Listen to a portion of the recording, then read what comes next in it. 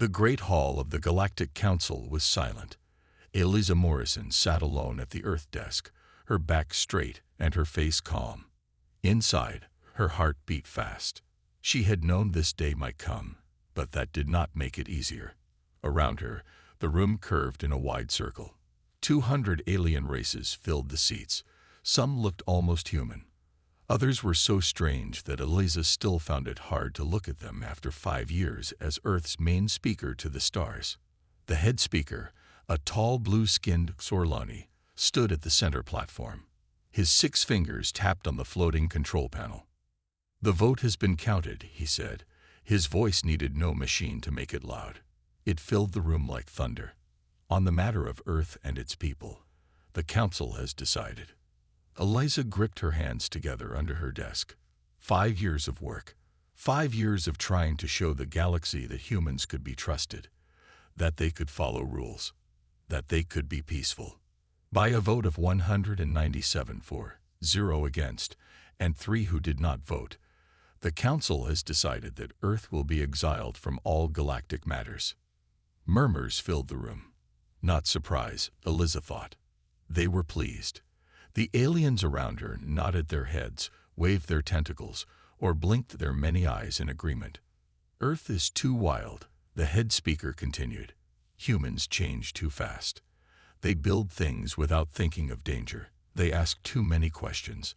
They push at rules until rules break. They are a risk to the peace we have kept for 10,000 years." Eliza wanted to stand up and yell. She wanted to point at the Drax, who had once blown up a moon because they wanted its metals. She wanted to remind the Polari that they had eaten people on 6 planets before the Council made them stop. But she kept quiet. Fighting now would not help. Earth and all humans will have 50 standard cycles to end all space travel beyond their own solar system, the head speaker said. This is about 5 of their years. After that time, any human ship found outside the Sol system will be destroyed. Any human found on any world not in their system will be killed. This is final. The speaker looked right at Eliza. His 4 eyes were cold. "You may speak, Earth." Eliza stood up. The plan had been to beg, to promise, to ask for more time. Those were her orders from Earth. But as she looked around the room, at all the alien faces who had already decided humans were not worth knowing, she changed her mind. "Earth hears the Council," she said in a clear voice. "We will take your decision back to our world. We will tell our people. 50 cycles will be enough time for us to say goodbye to the stars." She sat down. Let them think they had won easily. The head speaker looked surprised, then pleased. "This meeting is over," he said. As the aliens filed out, only 3 stopped at the Earth desk. The Myth Ambassador, with his long gray face and kind eyes. The Aulox representative, her scales shining like jewels. And the Kree envoy, tall and thin as a reed. "We are sorry," the Myth said softly. "We did not vote." "It would not have changed things," Eliza said, "but thank you." After they left, Eliza sat alone in the huge room. She took out her secure comm unit and called Earth. The president's face appeared, tired and worried. "They did it?" he asked. "Yes. 5 years to pull back to Sol. Then we're trapped there forever." President Alan Carter closed his eyes for a moment. When he opened them, there was a hard light in them. "Activate Protocol Exodus," he said. Eliza felt a chill. "Sir, are you sure?" "They've given us 5 years to retreat," he said. "I say we use that time to disappear on our terms. Start the process. I'll address the UN in 6 hours." The call ended. Eliza sat in the empty council chamber for a long time. The aliens thought they had won today. They thought humans would go quietly back to their little corner of the galaxy and stay there. They were about to learn how wrong they were. President Alan Carter stood in front of the United Nations. The room was packed. Every nation had sent their leaders, not just their normal speakers. This was too important for anyone less. The news feeds showed his face on screens all over Earth, in homes, in schools, in busy city squares. Everyone was watching. Everyone knew something big was happening. "People of Earth," he began. His voice was strong, but there was sadness in it too. "Yesterday, the Galactic Council voted to exile humanity from the stars." The room filled with angry shouts. Some people stood up. Others pounded their fists on tables. President Carter raised his hand, and slowly they became quiet again. "They have given us 5 years to return to our solar system. After that time, any human found beyond our sun's reach will be killed. Any ship that travels too far will be destroyed." A woman from Japan stood up. "And we will accept this." Her voice shook with anger. President Carter looked at her for a long moment. Then his face changed. The sadness was still there, but now there was something else too. Something that looked almost like a smile, but harder. "No," he said. "We will not." The room went very quiet. "For 10 years, we have known this day might come. The Council fears us. They fear how fast we learn, how quickly we grow. They fear that one day we might be stronger than them." He looked around the room, meeting the eyes of leaders from every part of Earth. "They are right to fear us. But they made a mistake. They gave us time.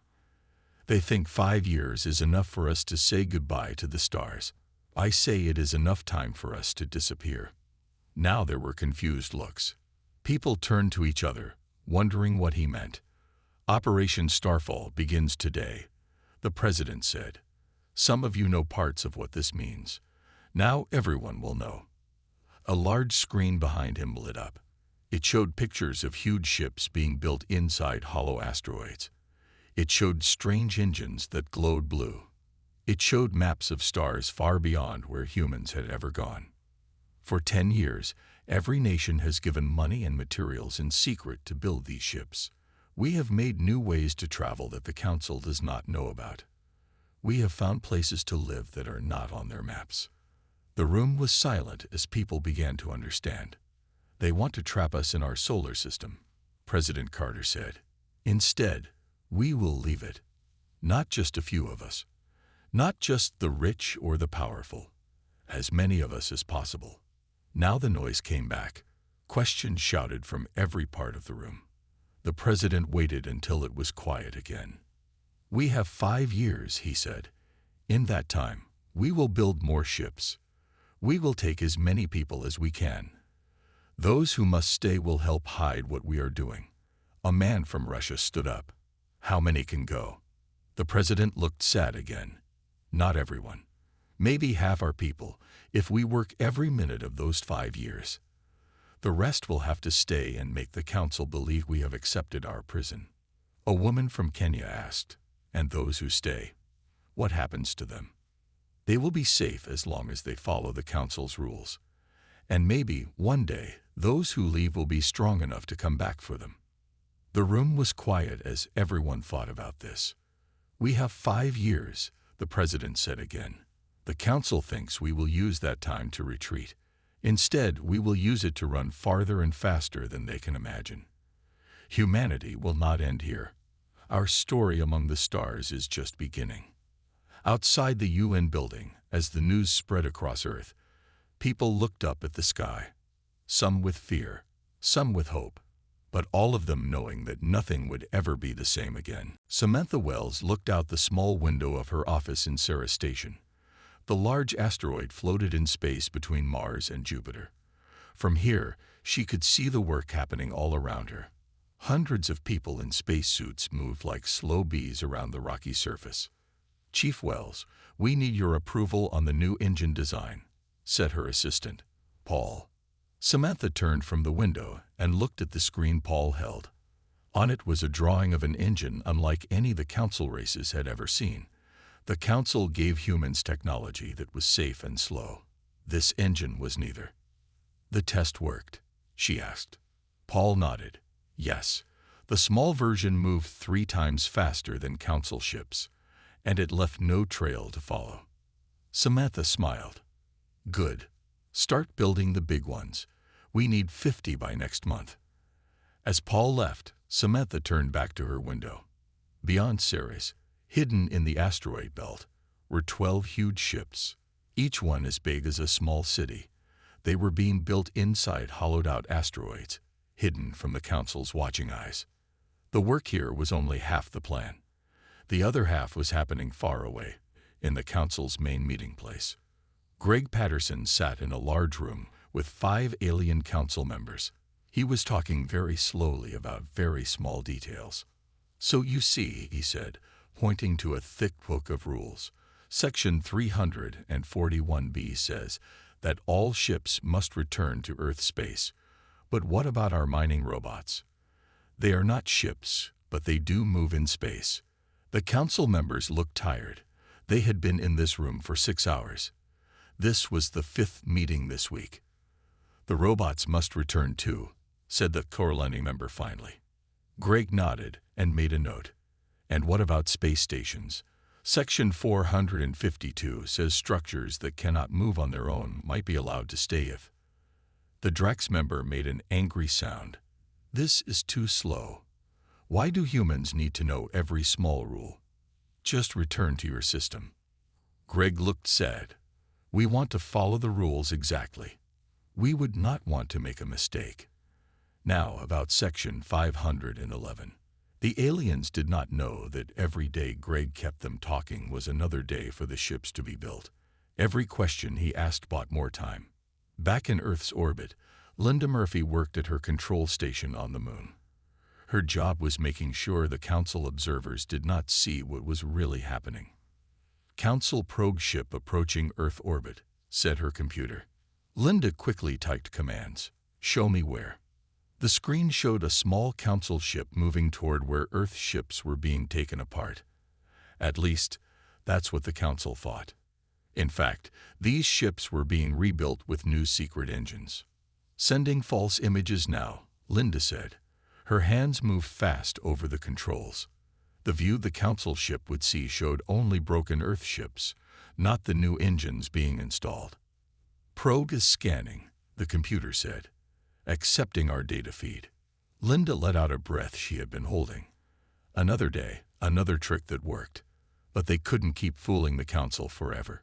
Sooner or later, someone would notice something wrong. Her screen lit up with a message from Samantha Wells on Ceres. "Engine production ahead of schedule. First big ship ready for test in 2 months." Linda smiled. Maybe they didn't need to fool the Council forever, just long enough. In his small room on the Council space station, Drell of the Parthian Collective looked at his own screen. The young aide had been given the boring job of checking Earth's resource reports. How much metal they used. How much fuel they burned. His eyes narrowed as he looked at the numbers. Something was not right. Earth was using too much of everything. But their ships were getting fewer, not more. "Computer," he said quietly, "compare Earth's resource use from before Exile vote to now." The computer showed him the answer, and Drell's 3 hearts beat faster. "They are hiding something," he whispered. "But what?" Drell walked quickly through the shining halls of the Council's security center. His data pad held all the numbers that didn't make sense. Earth was using enough metal to build 100 ships, but they reported taking apart their fleet, not making it bigger. He stopped at a large door marked with the symbol of Council security. His 3 hearts beat fast as the door opened. "You asked to see me." The voice was deep and cold. Security Director Vaxleth was tall, with gray skin that looked like stone. 4 yellow eyes stared at Drell from a face with no mouth. Vaxleth spoke through a small box on his chest. "Yes, Director," Drell said. "I found something strange in Earth's reports." He handed over his data pad. Vaxleth's eyes narrowed as he read. "Interesting," the Security Director said. "The humans are hiding something." He turned to a large screen on the wall. "Prepare my ship. We will make a surprise visit to Earth's moon base." Now, back on the moon, Linda Murphy's alarm beeped loudly. She sat up in bed, confused. It was the middle of her sleep time. The alarm only went off if there was big trouble. She ran to her control room in her sleek clothes. The screen showed a Council ship coming fast toward the moon. Not a small probe this time. The big ship. Linda hit the emergency call button. Captain Rivera, we have a problem. Daniel Rivera had been eating dinner when the call came. Now he ran down the hall of Moon Base 1, still wiping his mouth. What's happening? He asked as he entered the control room. Linda pointed at the screen. Council security ship approaching. No warning. They'll be here in 20 minutes. Daniel's face went pale. 20 minutes wasn't enough time to hide everything. The base had secret rooms full of plans for the escape ships. There were engine parts being tested. There were maps of star systems outside Council space. Call everyone, he ordered. Hide what you can. Destroy what you can't. For the next 15 minutes, the base was like a kicked ant hill. People ran in all directions. Some carried boxes of secret papers to the burn room. Others moved computer files to hidden servers. Some pushed engine parts into secret wall panels. Daniel watched the radar. The Council ship was getting closer. 5 minutes, he called out. We need more time. Someone yelled back. Just then, Linda had an idea. The radiation shield, she said. We can make them think there's a leak. Daniel's eyes got wide. Do it. Linda's fingers flew over her keyboard. The outside warning lights began to flash red. A signal went out. Danger. Radiation leak in CC2 7. All ships stay basic. On the Council ship, Vaxleth saw the warning lights on the moon base. What is happening? He asked his pilot. They're reporting a radiation leak, the pilot said. If we get too close, our ship could be damaged. Vaxleth's yellow eyes narrowed again. Was this real? Or were the humans trying to keep him away? Either way, he couldn't risk his ship. Stay at safe distance, he ordered. Tell them we will wait until their problem is fixed. In the moon base control room, Daniel watched the Council ship stop its approach. It worked, he said, but they're not leaving. Linda nodded. We bought some time, but not much. They'll wait out there until we say the leak is fixed. Then they'll want to inspect everything. Daniel turned to his team. Keep working. Hide everything. We need to be ready when they come in. He looked at the clock on the wall. It had been 30 minutes since the alarm went off.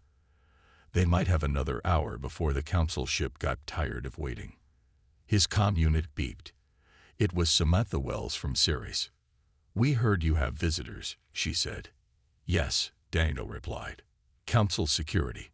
We're stalling them with a fake radiation leak, but they'll be inside soon. There was a pause. Then Samantha said, if they find what we're doing. I know, Daniel said. The whole plan falls apart. We'll do our best here. As he ended the call, Daniel looked around the control room. His people were working fast, but would it be enough? If Vaxleth found even one piece of evidence, the Council would know humans were planning something big. And they would never allow it to happen. Dr. Peter Collins looked at the sleeping woman in the glass tube. The tube was filled with clear blue liquid, but the woman breathed normally. Wires connected to small patches on her skin showed her heart was beating slowly, very slowly. How long has she been under? Asked President Carter, who stood beside him. 2 months, Dr. Collins answered. Her body hasn't aged a day. All functions normal. The president nodded. And you're sure this will work for years? The ships will take a long time to reach their destinations. Yes, we've tested animals for the equal of 10 years of sleep. They woke up fine. This will work. They were in a lab deep under the Rocky Mountains. Here, away from alien eyes, the most important part of Operation Starfall was being finished. With this stasis system, Dr. Collins explained, each ship can carry 10 times more people. Instead of 10,000, we can take 100,000 on each ship. The president's eyes showed hope for the first time in weeks. So we can save more people. Many more, the doctor agreed. But we still can't save everyone. On screens around the lab, numbers changed as computers ran tests on the stasis system. Everything looked good. Dr. Collins was about to explain more when his phone beeped. The message made his face go white. "What is it?" the president asked. "Council security is at the moon base, if they find anything." The president's face became hard. "Then we need to move faster. The council is getting suspicious. We may not have 5 years after all." Dr. Collins nodded. "I'll tell my team. We'll work day and night. Across the world, in homes and schools and offices, people waited to learn if they would leave Earth or stay behind. The government had created a lottery system. Some people would get spots on the ships because their skills were needed. The rest of the spots would be given by chance. Mary Jackson sat at her desk in the London Ship Design Center. On her screen was the biggest ship yet, called Horizon's Dawn. It would be the first to leave, carrying over 150,000 people in stasis. Her phone rang. It was her mother. "Did you hear?" her mother asked, voice shaking. "Your father and I. We're not on the list." Marie felt like someone had hit her. Her parents were in their 70s. The lottery gave fewer spots to older people. "I'll give you my spot," Marie said quickly. "I'm young. I can stay." "No." Her mother's voice was firm now. "You're needed, Marie. You design the ships, and you need to go, to build a new life. We've had our time." Marie wiped tears from her eyes. All over Earth, these same sad talks were happening. Families split apart. People saying goodbye forever. She looked back at her screen.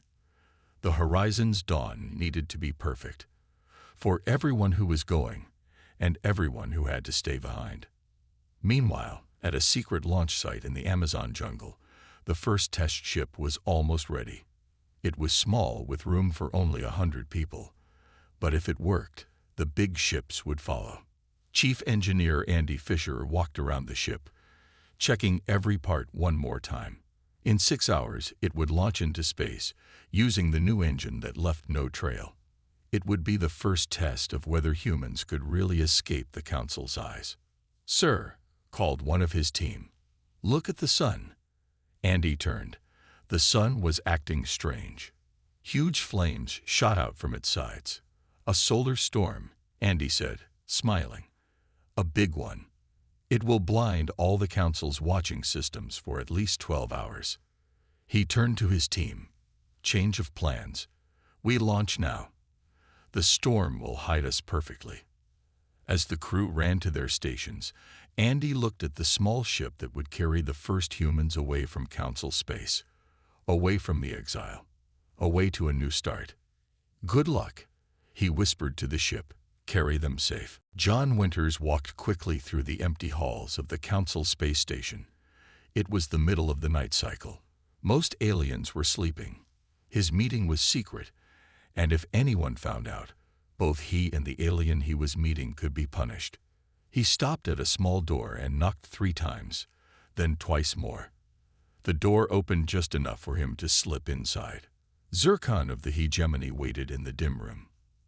Zircon was tall, with skin like blue paper and 4 long arms. His people had been kind to humans, even after the Exile vote. "Thank you for coming," Zircon said in a low voice. "I have bad news." John felt his stomach tighten. "What's happened?" "The Drakari have proposed a new rule to the Council. They want to change the Exile time. Not 5 years, only 6 more months." John's face went white. 6 months. That's not enough time for us to. He stopped himself from saying more. Zircon nodded slowly. "Not enough time for whatever your people are planning." "Yes, I know you are planning something. I don't want to know what it is, but I want to help you." "Why?" John asked. "Your people voted for the Exile." "Because it was wrong," Zircon said simply. "Humans are different, yes. Sometimes scary. But the galaxy needs different voices, different ideas. And I have human friends." John smiled a little at that. "What else can you tell me?" "The Drakari are sending ships, a containment fleet, they call it, to watch Earth and make sure you obey the new deadline. They will be there in 2 months. John's hand went to his comm unit. He needed to tell Earth right away. But Zircon put one long blue hand on his arm. Be careful who you talk to. The council is listening to Earth's signals now. John nodded. I'll be careful. And thank you. Back on Earth, President Carter sat in the underground war room below the White House. Around the table were the leaders of Earth's biggest countries. On screens on the walls were the leaders who couldn't come in person. The message from John Winters is confirmed, the president said. The Drakari are changing the rules. We have 6 months, not 5 years. And they're sending ships to make sure we obey. The room filled with angry voices. The president raised his hand for quiet. We knew this might happen. That's why we started Operation Starfall right away.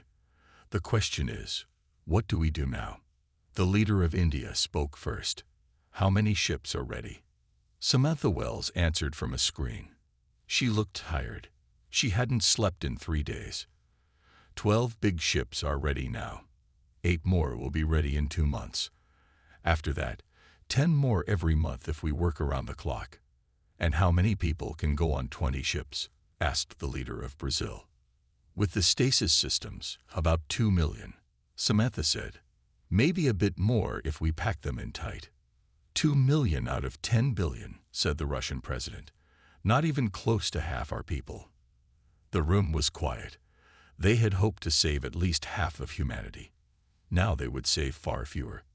We have a choice, President Carter said at last. Wait and build more ships, but risk the Drakari stopping us, or launch what we have now, saving fewer people, but making sure at least some of us escape. The British Prime Minister spoke up. If we launch now, what happens to those left behind? The same as before, Carter said. They live under council rules, stay in our solar system, hope that someday those who escape can come back for them. The leaders looked at each other. This was the hardest choice they had ever made. We need to vote, Carter said. All in favor of launching now, raise your hands. Slowly, hands went up around the table. On the screens, more hands rose. In the end, all but 3 voted to launch. Then it's decided, Carter said, his voice heavy. Send the order. All completed ships will launch as soon as they're loaded with people. The human escape begins now. As the leaders left the room, Carter stayed behind, looking at a picture of Earth on the wall. Soon, for the first time ever, humans would live beyond the reach of their home world, beyond the reach of the council that tried to cage them. He hoped they were doing the right thing. The Drakari containment fleet moved slowly toward Earth. 20 large warships, their sides covered with weapons. The lead ship was commanded by General Vex, a tall Drakari with red scales and black eyes. How long until we reach Earth orbit? He asked his pilot. 3 hours, General, the pilot answered. Vex smiled, showing sharp teeth. Good. Today, we will make sure the humans know their place. On his screen was a picture of Earth, a blue-green ball in the darkness. For years, the Drakari had worried about humans.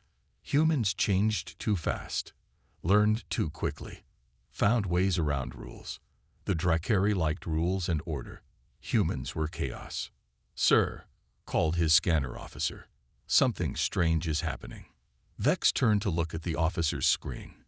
It showed Earth's defense systems shutting down. One by one, the weapons that protected Earth were turning off. They're surrendering, Vex said, surprised. They know they can't fight us. The containment fleet moved closer to Earth. Now they could see the orbital stations around the planet. They looked empty. Scan the stations, Vex ordered. His officers worked their controls. The stations are broadcasting messages, sir. Audio only. Play them, Vex said. A human voice filled the bridge of the Drakari ship. This is Earth Orbital Station Alpha. We have complied with council orders. All personnel have returned to Earth. Similar messages played from other stations. Each one said the same thing. The humans had obeyed, had pulled back from space. Vex felt confused. This was too easy. The humans were known for being stubborn, for fighting back. Why were they giving up now? Scan the planet, he ordered. Count human life signs. The scanner worked for several minutes. Then the officer looked up, his face showing shock. "Sir, I'm only detecting about 6 billion humans on the planet." "That's not possible," Vex said. "Earth has over 10 billion humans." "The scanner is working correctly, sir. 4 billion humans are gone." Vex slammed his fist on his chair. "Where?" "Scan the whole system. Find them." For the next hour, the Drakari ships scanned everything from Mercury to Pluto. They found small groups of humans on Mars and on some moons, but billions were missing. "Sir," the communications officer called. "Message from General Command. They've detected unusual energy readings beyond Neptune. A small human fleet is there." Vex smiled again. "So that's where they're hiding. Set course immediately." The Drakari fleet raced toward the edge of the solar system. There, they found what they were looking for: 30 small human ships trying to run. "Prepare weapons," Vex ordered. "We will stop them here." But as the Drakari ships got closer, something strange happened. Their scanners showed only a few hundred humans on those ships. "It's a trick," Vex said. "Where are the billions?" Then he noticed something else. The human ships were not running away. They were moving toward the Drakari fleet. On the lead human ship, Commander Frank Douglas looked at his screen. The Drakari fleet was coming fast. "Are they in position?" he asked his second in command. "Yes, sir. All ships ready." Frank took a deep breath. He and his crew had volunteered for this mission. They knew they would not be coming back. "Send the signal," he ordered. Deep in space, far from the battle about to begin, the real human escape fleet was activating their shadow drives. 20 massive ships, each carrying 100,000 people in stasis, turned on engines that bent light around them. Engines that left no trail to follow. Mary Jackson watched from the control room of the Horizon's dawn as the stars seemed to shift. "Drive is working," she said. "We're leaving now." Across the 20 ships, 4 million humans slept in their stasis tubes. They were the first wave. The ships would take them far beyond council space, to stars no alien had ever visited. Back at the edge of the solar system, Frank Douglas's small fleet moved to block the Drakari. "For Earth," he said as his ship fired its weapons, "and for those who will find a new home among the stars." His fleet was small, the ships old. They could not win. But they didn't need to win. They only needed to keep the Drakari busy while the real escape ships vanished into the darkness. On his flagship, General Vex watched in rage as he realized what had happened. The humans had tricked them all. While the Council was watching Earth, billions had already escaped. "Find them," he screamed at his officers. "They can't have gone far." But the human ships had gone far, and they had left no trail to follow. 50 years had passed since the Great Escape from Earth. On a planet called New Horizon, Governor Olivia Bennett stood on a balcony looking out at the city below. It was a beautiful city, with tall buildings and wide streets full of people. New Horizon was the first colony world humans had settled after leaving Council space. Now it was the capital of what people called the Terran Diaspora, a network of human worlds spread across stars the Council had never mapped. Olivia's aide, Jake, came out onto the balcony. "Governor, the last sleeper ships have arrived safely at Colony 200. Olivia smiled. For 50 years, the Great Escape had continued. While the Council thought they had stopped humanity from leaving, more ships had been built in secret on Earth. More people had left. Small groups at first, then larger ones as the Council's attention moved elsewhere. Now nearly 2 billion humans lived on 200 colony worlds. They had built a new civilization, free from the Council's rules and fears. "What's the message from Earth?" Olivia asked. Jake handed her a datapad. "The Council has almost forgotten us. They think the few million who escaped were all there were. Earth still follows their rules, but they've been quietly building more shadow dry ships. Another 100,000 people left last month." Olivia nodded. Good. And our defenses. Growing stronger every day, Jake said. Our fleet now has 500 ships with weapons that match or beat anything the Council has. Our shadow technology is generations ahead of where it was when we left. If they found us now and tried to attack, they would be very sorry, Olivia finished for him. She looked at her calendar. Today was an important day. Representatives from all 200 colony worlds were arriving for the first Diaspora Congress. They would vote on many things, including the biggest question of all. Should humanity reveal itself to the galaxy again? 2 hours later, Olivia stood on a stage in the great meeting hall. Before her were 1,000 delegates from every human world. The hall was huge, with high ceilings and walls made of a clear material that showed the blue sky outside. 50 years ago, she began, the Council told us to retreat, to shrink, to be less than what we could be. They feared us because we were different, because we changed too fast, because we asked too many questions. The crowd was silent, listening. We chose a different path. We left, yes, but not to hide forever. We left to grow stronger, to build a civilization that matched our spirit, to prove that humanity deserves its place among the stars. People nodded. Some clapped. Now we must decide. Do we stay hidden, safe in our corner of the galaxy?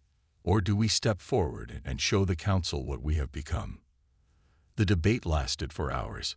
Some argued for staying hidden, for building even more strength before showing themselves. Others said it was time to return, to show the Council they had been wrong about humans. When the vote came, it was close. But in the end, the motion passed. Humanity would reveal itself to the galaxy again. A month later, Ambassador Kevin Richards prepared to leave New Horizon. His ship, the Star Reach, was the finest vessel humans had ever built. It was big and beautiful, with technology far beyond what the Council races had. Are you nervous? Olivia asked him before he boarded. Kevin smiled. A little. It's been 50 years since any of us spoke officially to the Council. Remember, you're not going as a beggar, Olivia said. You represent 2 billion humans on 200 worlds. Our fleet is strong. Our worlds are thriving. You go to them as an equal, not a supplicant. Kevin nodded. I understand. We're not asking for forgiveness. We're offering them a chance to know us again. On our terms this time. As his ship rose into the sky, people across the city watched. The Star Reach would travel to Council space, to the same station where 50 years ago the Council had voted to exile Earth. But this time, humanity was not alone, not weak, not trapped on one world. They were a power spread across hundreds of stars. The Council had tried to contain humanity, to make it small and safe. Instead, they had forced it to become more than anyone could have imagined. As the Star Reach disappeared into the stars, Olivia thought about what Kevin would say when he faced the Council for the first time. She smiled. The Council was about to learn that some things should not be exiled. Some things only grow stronger when you try to cage them. And humanity had never been good at staying in cages.